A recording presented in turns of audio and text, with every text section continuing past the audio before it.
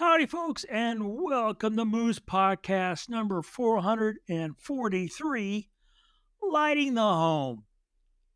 I trust you've had a great week.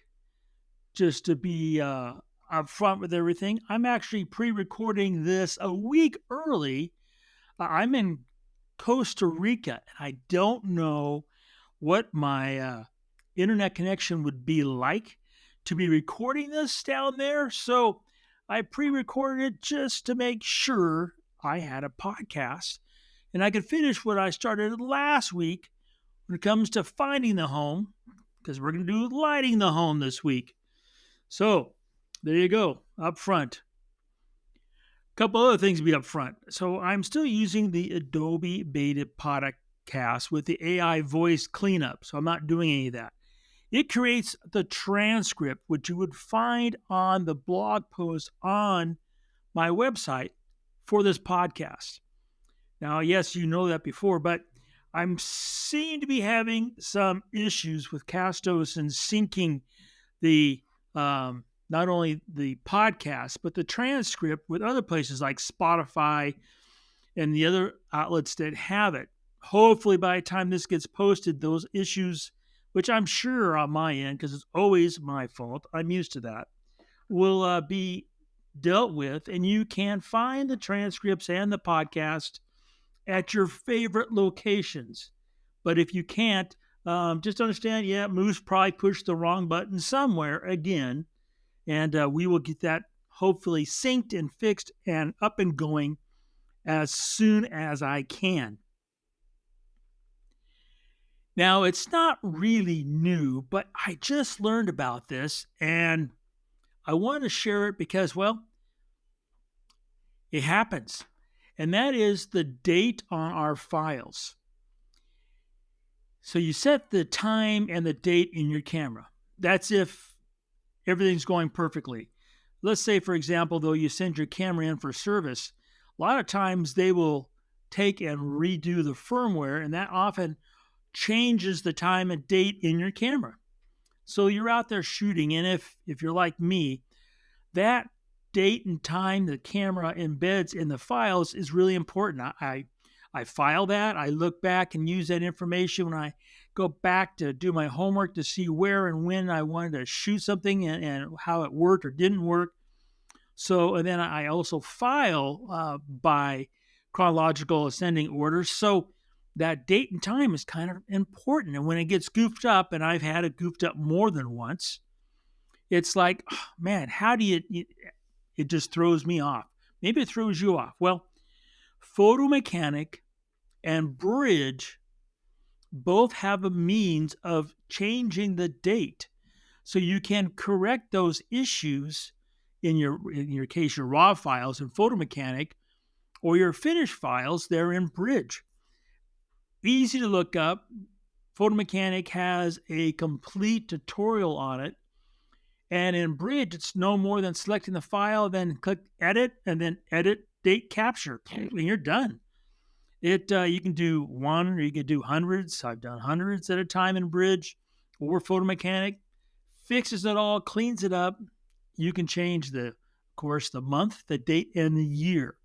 So while probably been there longer than I was aware of, now you know that you can change those dates in Photo Mechanic and Bridge.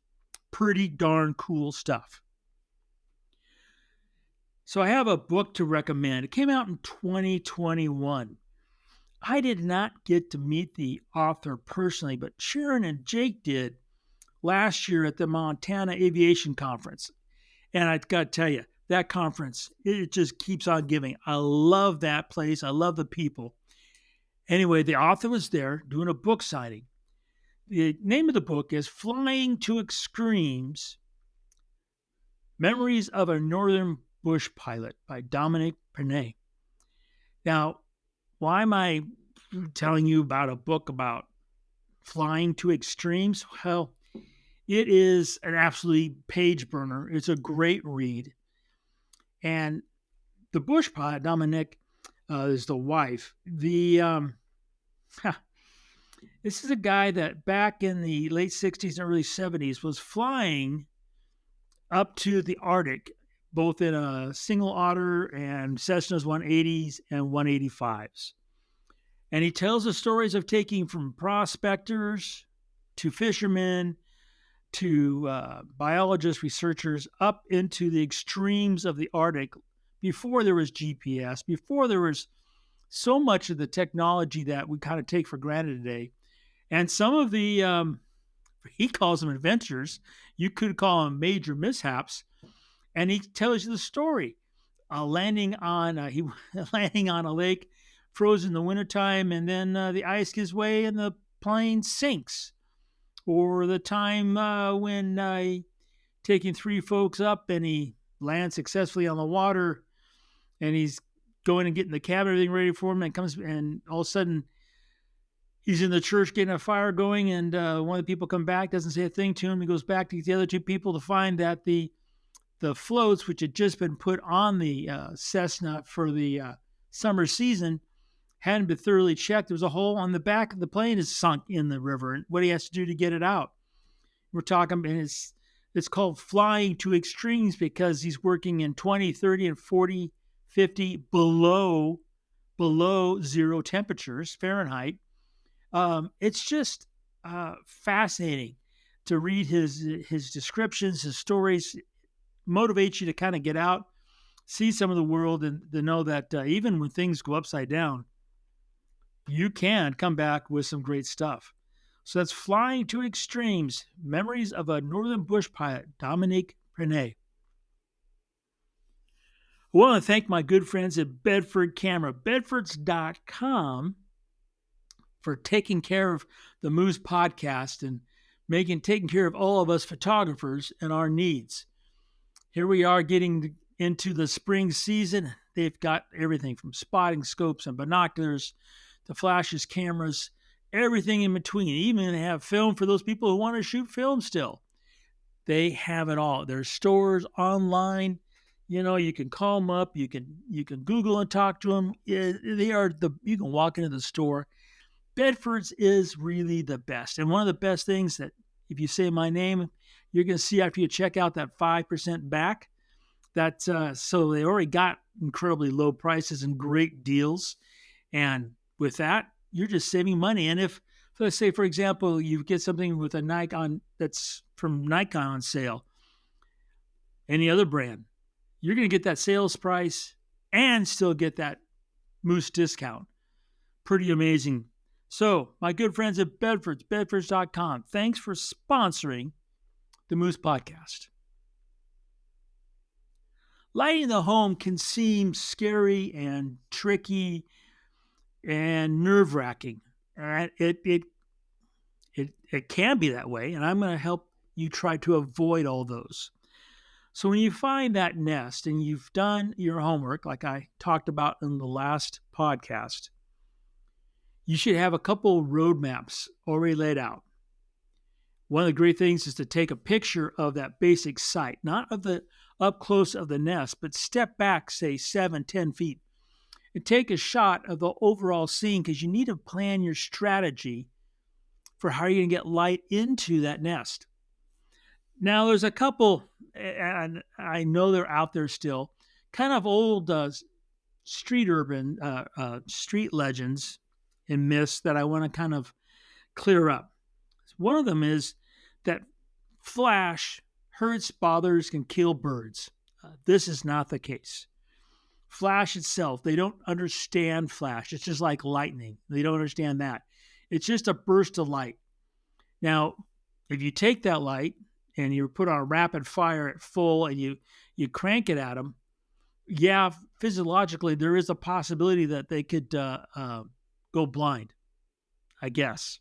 I have no evidence because I've never grabbed a bird and shoved my flash in its face and done that. We're using very small amounts of light because we're physically close. Remember inverse square law. And then we're not taking the flash and like beating the top of the bird on the head with these things. They're just these small little objects. So that's really, flash doesn't hurt or harm birds anyway. Next is the noise possibility. Now, in the days of film and with DSLRs, the noise of the shutter opening and closing could sometimes, rarely, make the bird look at you. And if you're shooting flash, that's how the myth started. It was always assumed the flash was causing them to be quote unquote startled, but it was the noise of that mirror going up and down. In the days of mirrorless, of course, you don't have that. There ain't no noise, which is such a nice thing. So the noise itself, even if you're shooting DSLR or film, it's not going to harm them or scare them. You got to remember that no photograph is worth sacrificing the welfare of the subject. But if kind of follow the outline I have here and the rest of it's on the website, you'll have really no issues for the safety of those critters. So, how do we do this?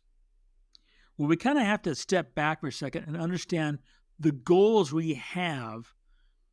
And then with those goals, we can kind of take a step forward and start implementing to meet and match and work with those goals.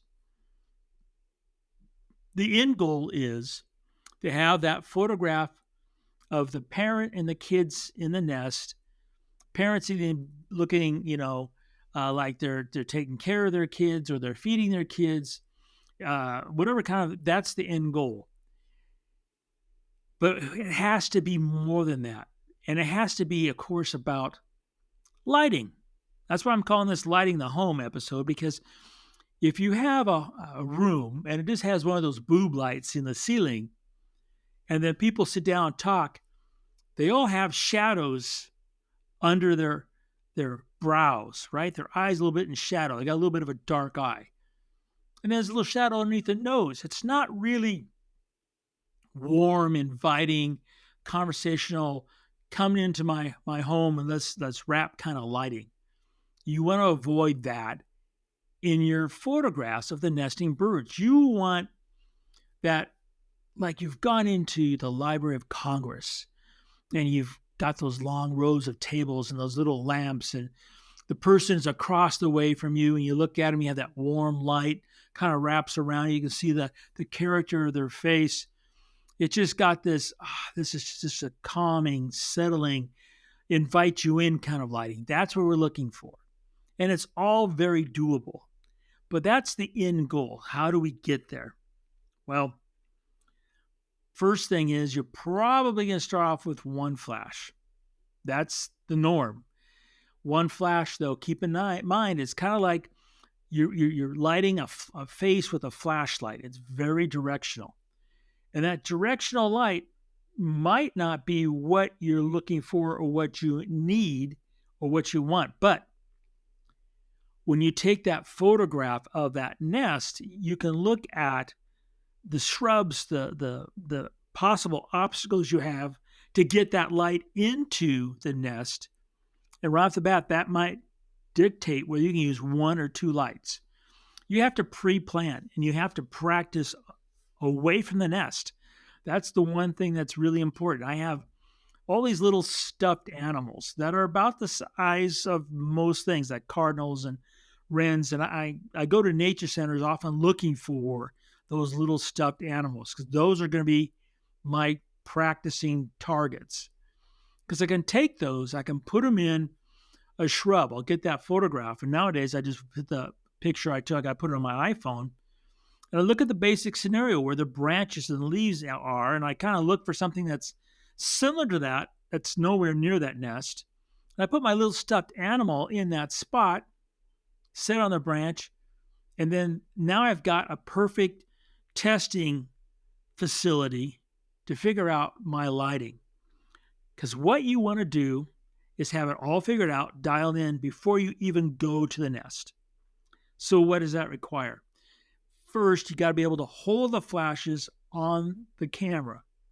So you might use, like, for example, Platypod has clamps that go on the leg of your tripod, and they have articulated arms. And you can figure out how to put that clamp and articulated arms on your legs, your tripod. So it'll hold your flash. You want your flash where? About the same as lens axis when it comes to, you don't want them high, you don't want them low. You want them about the same as your lens axis in about 45 degrees, and that's the perfect world out from the end of the lens barrel. And I say that's the perfect world because you have a branch or a leaf that is either A, going to block the light from the flash reaching the nest, or B, it's not blocking the light, but it's closer to the flash than the nest. Knowing inverse square law, that leaf will get overexposed and you'll never see that subject because light goes to bright first. So with that practice, little bird in a bush, you start figuring this out. And one of the challenges you have, whatever system you use, be it the Planetpod articulated arms, you can see my Hummer rig in the videos there on YouTube. That's the rig I typically use for nesting birds because it's flexible. But the main thing is you want to be able to lock things down in place. So as you move to the actual nest to shoot, you're not having to reconfigure things. You might have to fine tune a little bit, but you don't want to have to take time to fine tune. You want to just basically go in, boom, hold still, and take your shots. Now, in this lighting the home, and since we're using flash, before you ask, ambient light won't do it. You can't just crank up the ISO because birds, the vast majority of times, the ones we're photographing, are in a nest cup somewhere back in and hidden a little bit from the world and predators, where ambient light really probably won't be enough, even you crank up the ISO, to get the shot you want. So you got to use that auxiliary light. Flash, that's the way to go. Reflectors, yeah, they can't work because one, you have light has to reflect off them, and two, they're really big and you can't just get those into small spots. Now, if you're lucky enough, and it does happen, hummingbirds, a great example. They make nests in the craziest places out in the open, and then you don't have to worry about all this. So we're talking about your basic passerine that's in a bush, a shrub, a tree. Not talking about barn owls in a barn or raptors up in a tree. We're talking about your basic, what you're going to find in your yard kind of bird scenario. Now, when you're practicing, you have to figure out the light that you want to hit that subject and what it's going to do. Now, whether you're using, for example, like the older SP5000s or the ProPhoto A10s, keep in mind that there's resources on my website when it comes to dealing with the settings to make the technical side all work. So we're not going to cover that right now. We're going through the aesthetics. And the basic aesthetics is not much different from portraiture, other than it's going to be a whole lot less because you're so physically close. But you want a basic ratio between the two flash units. 1-to-1, what happens if you do 1-to-1 and you have the equal amount of light on both sides, unless you have a flash that's physically further away from the subject than the other, you've got kind of flat lighting. You got to remember the birds are round and soft. They're at their prettiest when it comes to their plumage, and they've got the greatest amount of feathers that they're going to have all year. So they're kind of round and plump. And if you have flat lighting, your bird, the parent especially, is going to look what? It's going to look a little bit like it's cut out of cardboard. Not really the most motherly kind of look you're going to have to your photograph. So you've got to have ratios, which means maybe, 1 to 1.5, maybe a 1/2 to 1. And that maybe part, you're going to figure out when you're not at the nest. Now, you can fine tune it for sure. You can figure that out. We'll get to that in a minute. But you want to have your basics already dialed in. Now, on the ProPhoto A10s, it's really simple. You just got a little dial in the back. You take a picture and you just look. And the beauty of digital is you can preview what you just did to fine tune it. In the days of film, oh man. I mean, I test, I take the film in, I see what the film looked like, I come back. Yeah. So God bless digital and especially mirrorless. All right. So we're going to assume at this point that you have done everything I've talked about so far, and you're ready to go. Now you don't. I really highly recommend you just don't mess with the nest when there's eggs.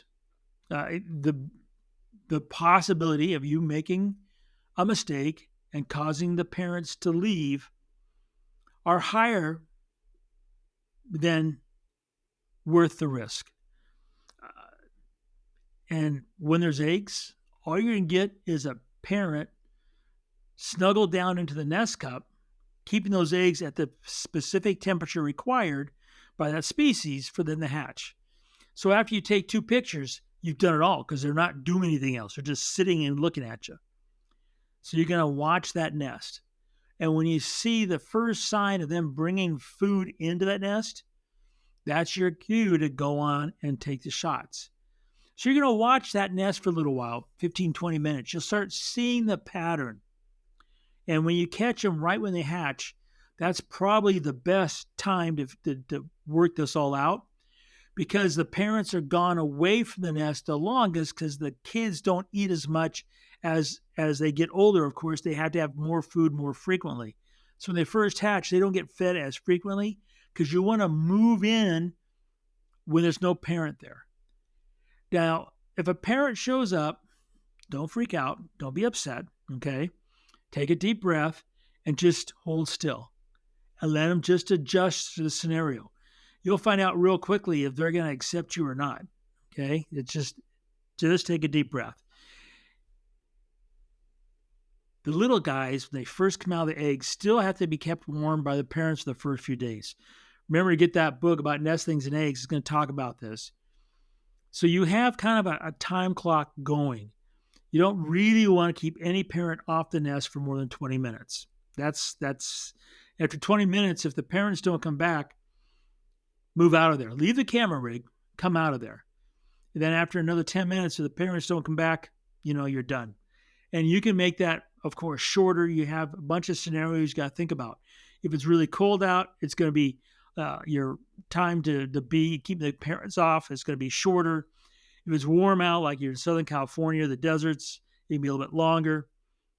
Look at the book, Common Sense. You'll figure it out. But then once you get in there, you got to make it work and kind of move a little slowly and smoothly, but quickly. Now, one thing to pass along. So you get there with your rig and you got your flashes, and all of a sudden there's a branch that's kind of between you and, let's say, the flash and the nest. It's going to cause a shadow over that bright leaf. Do not cut it. Do not break it. Don't do anything like that. What I recommend is you I use the gear ties from Night Ease, and they're a rubberized metal reusable twist tie that you can make a little hook out of, and you hook the branch that's in the way, and then you, with one end of that gear tie, you make a little hook up the other one, and then you just slowly move that up out of the way. And then when you leave, you take that down. If you break or cut any of those branches, the parents built their nest for a specific reason, and that's what you're cutting is part of that specific reason. And they think they need that for protection or shield from the light part of the day, whatever it is. You can't mess with that. And then you put your flashes in there, take your first shot, look at them, make a little tweak here and there. Maybe you're physically closer or further than the way that you calculated. Remember, you want to have that ambient light coming in a little bit in the background. You don't want it black, but you don't want it. You got to, light that star on the stage. Think about that kind of a stage lighting, and then just have some fun and shoot. Now, a common question is, how long would you stay at a nest and shoot? The longest I've ever done this at one nest is about 40 minutes. And I know how long I can stay there because my knees start barking at me, because most of the time you're sitting on your knees. Very, very few nests do I get to stand, which would be you would be longer. But I would never be at a nest more than half an hour, 45 minutes. That's And then I move out. And you'll find in that period of time, all the basic biology that you're going to probably get to see in photograph will have unfolded in that period of time. Now, how often do you go back to the nest? If I go back, it's going to be like depends on the species, but probably every 3 to 4 days. I don't go every day. I go kind of regularly. I never go in the rain. Overcast is fine. And I make sure as I walk to that nest, I'm not creating a path that's taking predators right to that nest, which is another reason not to go every day. I don't want to beat down that path. And with that, you come back after that first session, look at your photographs, make lots of notes. The iPhone is great to take. I take notes of the flash position in the bush. I take photographs of the power settings, and I come back, look at my pictures, make the call, what worked and what didn't work, and plan my session for a couple days in advance. So that's really it. Finding the home, lighting the home, it's all within your wheelhouse. Just remember to do a little bit of practice.